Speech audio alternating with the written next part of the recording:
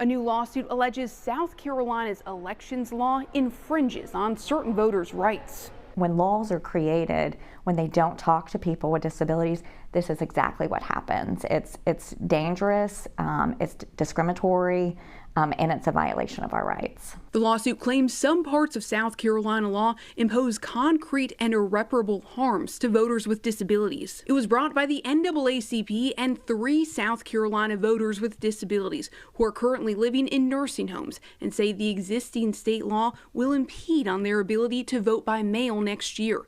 The ACLU of South Carolina is representing them. There's a real sense of urgency in that these plaintiffs want to exercise their right to vote starting in the primary, so the clock is ticking. Among the provisions challenged is a prohibition on voters getting assistance of any kind unless they're unable to read or write or physically unable or incapacitated from preparing a ballot or voting. Able SC, which advocates for South Carolinians with disabilities and is not party to this lawsuit, says that definition excludes a lot of voters who might need help that's guaranteed by federal law. Sometimes people who are blind may need assistance going over to the voting booth, and when they're getting assistance, they're just getting assistance to utilize somebody's eyes, say that.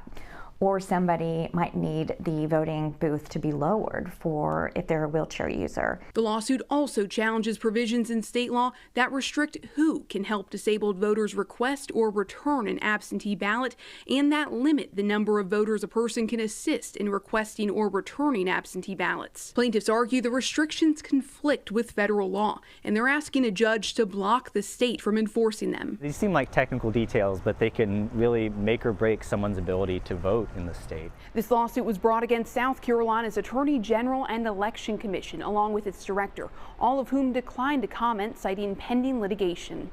Reporting from the State House, I'm Mary Green.